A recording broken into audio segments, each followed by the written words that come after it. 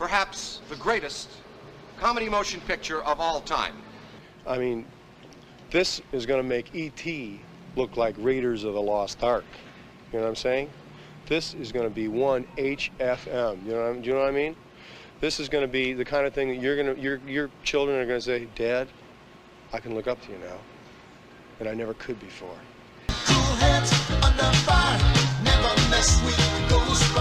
Now, I'm not about to kid myself into thinking I'm the only person to have ever reviewed this 80s classic on YouTube. However, the format for this new channel is to discuss movies with artwork created by myself to accompany them. So if you're bored of essays on Ghostbusters, hopefully you'll enjoy this time-lapse.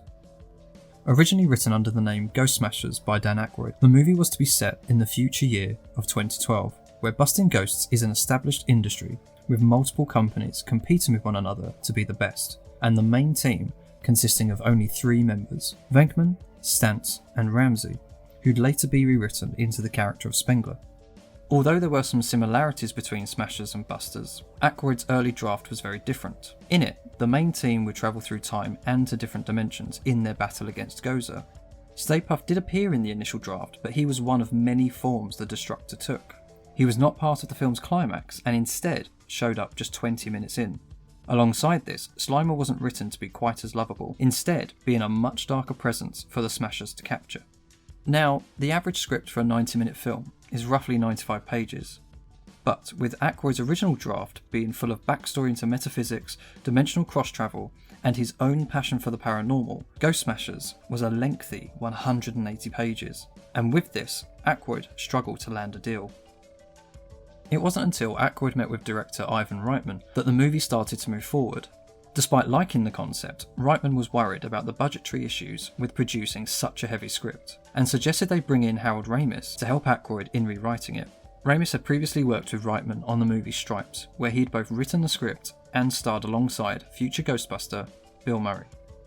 With Ramis on board, the film was greenlit by Columbia Pictures. However, the studio demanded the film be ready to premiere just 1 year from their meeting, and with the script needing a complete rewrite and the film needing state-of-the-art special effects, which weren't as easy to achieve in the 80s, time was against Messrs. Aykroyd, Ramis and Reitman.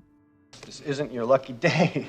It was during a joint vacation to Martha's Vineyard in the summer of 1983 that the 3 men wrote what would later become Ghostbusters. Huddled in the basement of Aykroyd's holiday home, they took his original concept and whittled it down to a story set in contemporary New York City, where the now named Ghostbusters weren't dimension-hopping expert paranormal investigators, but failed scientists with more of a working man's attitude, whose business was more akin to an insect removal firm completely out of their depth when dealing with the battle against the Gozerian at the end of the movie. With less than a year to write, direct, and finish a big-budget sci-fi horror comedy, the pressure was on. And usually, under those circumstances, disaster is more likely to strike. In fact, when you compare the ridiculously inflated budgets and 2 to 3 year production schedules for most blockbusters today, and just how many of them are absolutely terrible, it's a wonder Ghostbusters was anything more than a complete travesty. One of the many brilliant things about this movie is just how well written the characters are. They're scientists dealing with the paranormal and demons from other dimensions, but unlike what we see in modern media, they're not your typical lab coat wearing, rambling a million miles an hour whilst trying to describe their latest discovery caricatures. Instead, Venkman, Stantz and Spengler feel like real people. Thanks to Ramis's and Aykroyd's script, the 3 men were able to play them in a perfectly grounded way. Sure, Spengler does wear the typical glasses and even a lab coat from time to time, but Ramis's execution of the character is one of silent confidence, only speaking when he felt necessary, and doing so in an understandable way when responding to one of Stantz's excitable speeches about dimensional cross-rips. Ramis played him straight, with maybe less dialogue than his cohorts, but each line a classic. Do you have any hobbies? I collect spores, molds, and fungus. Spengler! I'm with Venkman! You got slime! That's great, Ray. Save some for me.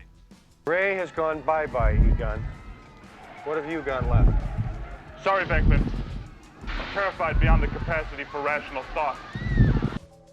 The strength of Ramis's performance is in how he moves and reacts. If you haven't done so already, the next time you watch Ghostbusters, I urge you to focus on Ramis's performance. With Stantz, Aykroyd wrote him to be the excitable one. But unlike the aforementioned caricatures we've seen over more recent years, whenever Stantz would enter into an impassioned speech about the different classes of free-roaming vapours, Aykroyd played him more of a hyperactive man-child and not a condescending know-it-all. This made him endearing and likeable. He's not just your typical rambling nerd, he's also the team's mechanic, happily getting covered in grease, smoking and cursing his way through the film. This grounding his Arrested Development into a real character. Rounding off the main trio is Peter Venkman. Although originally written for Aykroyd's long-term collaborator, the late great John Belushi, it's hard to imagine anyone else playing Peter Venkman than Bill Murray. He's not in it for the science or the paranormal.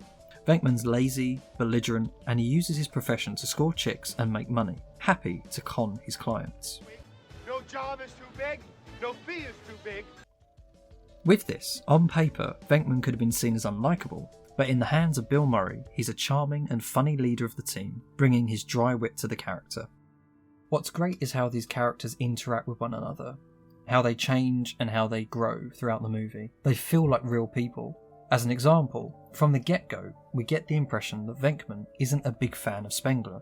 In their first few scenes together, Venkman slams a book on the library table that Spengler's examining with a stethoscope, reminds him of a previous experiment he clearly deems to be dumb, and smacks the calculator out of his hand when confronting the library ghost. But as the film progresses, we see Venkman come to respect Spengler. Although there's an early indication of some respect for Spengler in the scene directly preceding the library ghost encounter, it's the scene in the Cedric Hotel where, after catching Slimer, Venkman begins haggling with the hotel manager and taking Spengler's lead in how much to charge them, that really shows just how far he's come to respect him. It's also a really good example of how the three characters work together. As Venkman begins breaking down the work, Spengler can be seen making subtle hand gestures to indicate the amount of money they should charge the hotel. Venkman happily takes Spengler's suggestions as they con the hotel out of $5,000, all the while leaving them with a wrecked ballroom. And when the manager refuses, it's Stantz who follows Venkman's lead in agreeing to put Slimer back if they refuse to pay up, holding the manager to ransom. Briefly coming back to the scene following the library ghost, Venkman offers Spengler an olive branch with a chocolate bar, saying he will take back some of the things he said about him. But this is only after he's listened to Spengler detailing the possibility of catching a ghost and seeing the business potential. This plays into Venkman's character, as he's only in it for the money, making this early indication of respect for Spengler somewhat dishonest. Now, I know both of these scenes are short, and they come directly after more exciting ones, but they're both great examples of excellent character writing in this film. These men feel real, and their interactions feel real also. Even as the stakes build around them, Venkman, Spengler and Stantz remain true to their character throughout. Even when faced with the potential end of the world in the final act, we see Venkman take it as an opportunity for a PR stunt, showcasing his team to the public as heroes and seeing the business potential. Despite having the ground open up beneath them, Venkman reassures his public with a cheeky smile and a display of heroic camaraderie with his team. All before hard cutting to the Ghostbusters completely out of breath, struggling to navigate the stairs in Dana Barrett's apartment building. This once again shows that despite how far they've come, these are not saviours, just jobbing pest controllers out of their depth. But let's not get ahead of ourselves talking about the third act. As we know, there's a great supporting cast in this movie. Joining the Ghostbusters is Ernie Hudson's Winston Zeddimore, hired midway through his interview by an exhausted Stantz simply because he happened to be in the firehouse as Venkman and Stantz walk in mid-moan about how busy they are. He's hired out of desperation and not because of any qualification, and certainly not his beliefs. He happens to be in the right place at the right time and is perfectly positioned to keep the team and the movie around him grounded as we move into the second act with the revelation of the Twinkie and the rising stakes it represents. He's a welcome presence in the Ghostbusters, someone for the likes of Stantz and Spengler to bounce off of, acting as a conduit for the audience as things begin to build. As an example, in the scene of him driving with Stantz across the Manhattan Bridge, Winston sums up what's been happening by comparing these events to the Bible. He breaks it down for both the audience and Stantz as what Revelations refers to as Judgment Day. It's a perfectly positioned scene, leading straight into the destruction of the containment unit by the Dickless Peck, laying the groundwork for what's to come, informing the audience of the stakes. Rounding off the supporting cast are Sigourney Weaver, Rick Moranis and Annie Potts. Originally written for John Candy, who eventually passed on the role because Aykroyd wouldn't let him do it with a German accent, Louis Tully is a lonely, hopeless accountant who, when he's not regularly getting locked out of his apartment or hosting parties for clients instead of friends, tries and fails to date his neighbour.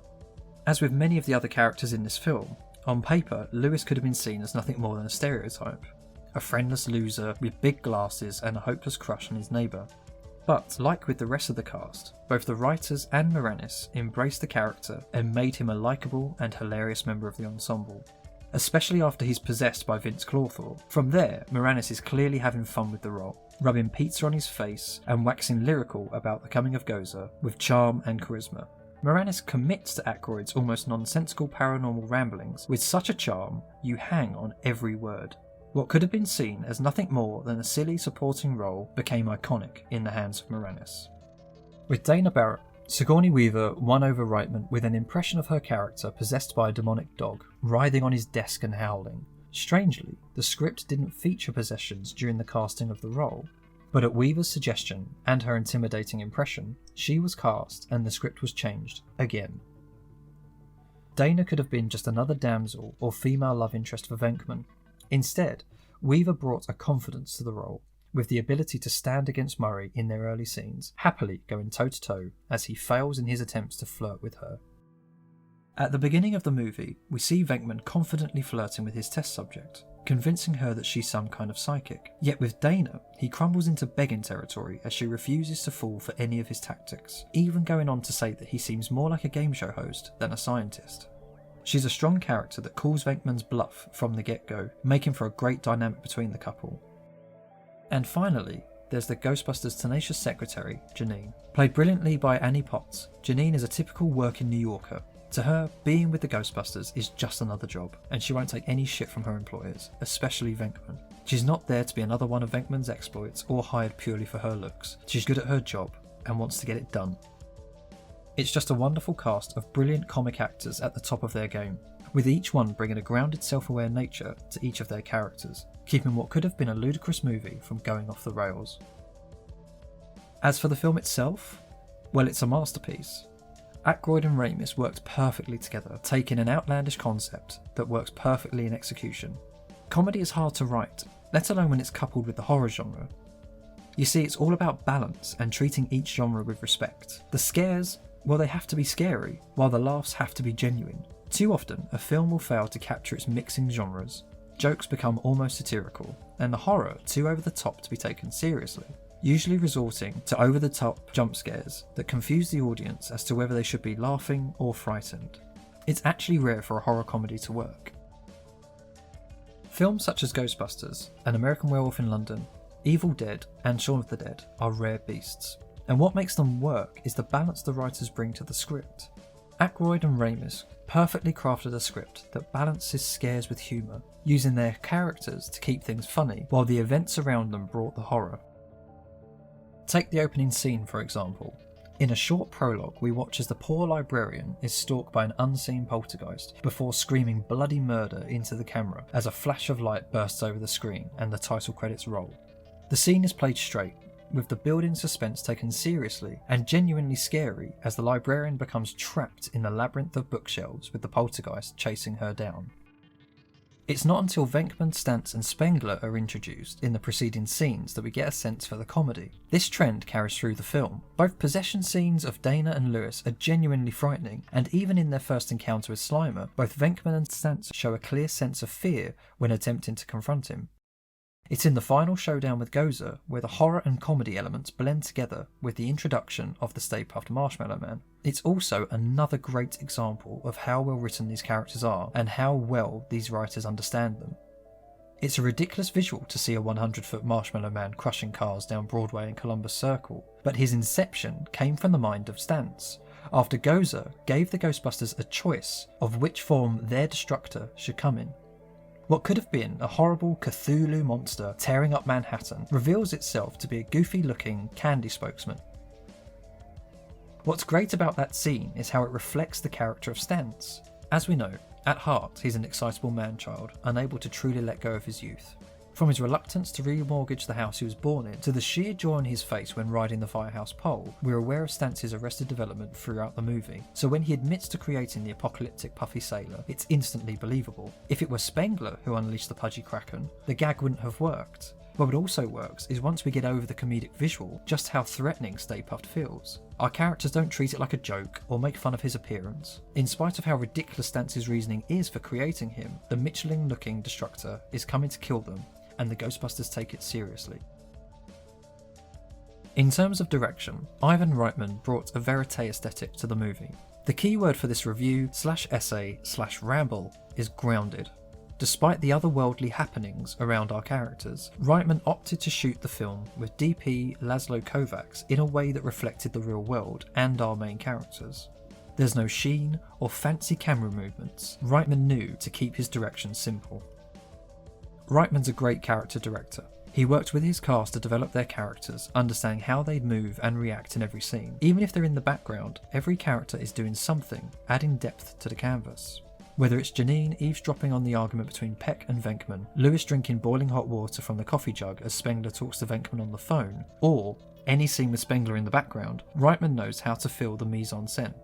I know this may seem pointless to discuss, but far too many films today fail to do this. All too often, we will have scenes with motionless background actors that blend into the canvas, or just the main cast stood on a green screen, spouting nothing but exposition at one another. It's lazy direction that stops a movie from feeling real, but rather than just filling the foreground, Reitman brings life to all areas of the frame. By comparison, if you take a look at the 2016 remake, Paul Feig fails miserably. Keeping this brief, simply take a look at the scene where the Ghostbusters, oh god it hurts to call them that, take down their first ghost. Despite being in a packed theatre with hundreds of extras watching on, we get absolutely nothing from them in the background. While these people are witnessing their first ever ghost, not to mention a team of women with proton packs shooting at it, they fail to react and the director does nothing with them. No shots of the audience running or scared, nothing. You could have had them thinking it was part of the show, or even trying to escape the theatre, but no, just an entire room of extras standing still while the insufferable hacks scream at one another. There are so many things to say about Ghostbusters 2016, and none of them are positive, but for now let's get back to the original and summarise. It's a film that works on every level. Its writing, performances, direction, visual effects and soundtrack are damn near perfect. It's a classic movie that at 37 years old holds up brilliantly. And unlike so many movies today, it's not bogged down with politics, agendas, or misguided preachy themes that condescend the audience, landing like a ton of bricks to anyone outside the mainstream media or Twitter echo chambers. Instead, Ghostbusters is a film from a time when filmmakers put the work in and crafted outstanding scripts that cared about their characters, breathing life into them, giving them depth and personality, not just exposition dumping props with a pulse. Not to mention how Aykroyd, Ramis and Reitman crafted this masterpiece in just 12 months. Where others would have failed, this is a lovingly crafted movie from talented filmmakers at the top of their game. And for me, it's one of my all-time favourite movies. It's a film that I don't actually remember seeing for the first time. As someone who was born in the 80s, around the time where home entertainment was steadily becoming the norm, I grew up with Ghostbusters. For me, it was always there. Of course, for many years my favourite character was Venkman. Like so many, I loved Bill Murray's performance. His charm, his wit and his dry humour were perfect. He was the main character after all, so for a youngster, it's only natural to be attracted to him. But the older I got, the more I came to appreciate the nuance of Harold Ramis's performance. And I know I've mentioned this already, but seriously, go back and watch the movie focusing purely on Ramis. His performance is pure gold. As someone who has spent their life becoming a cynical film critic, with a somewhat formal education in film studies and writing, it's with joyous celebration that I can watch the original Ghostbusters and still love everything about it today. Regardless of how many times I've watched it, it's never aged. I adore this movie and how it was made. What I find both fascinating and terrifying is how films aren't made like this anymore. Not just because a modern Ghostbusters would need to tick a bunch of agenda and marketing boxes to warrant a release, but because the studio system has changed so much for the worse, with a reliance on franchises, big spectacle, 4-quadrant marketing necessities and simplistic, dumb and vacuous scripts, the chances of a Dan Aykroyd successfully pitching his outlandish idea would be zero. And if they were to be successful, we'd get 2016's Ghostbusters as a result. A film bogged down in politics, shit performances, worse direction that took 2 years to make, a bloated budget, and a hatred for its own audience. I guess what I'm trying to say is, films like Ghostbusters are becoming increasingly rare. And although that's an awful thought to sit with, at least we have this movie. While Hollywood crashes and burns in a fiery blaze of misguided politics and streaming services, while hating on the people that pay their salaries, we can rewatch this classic and relive the good old days.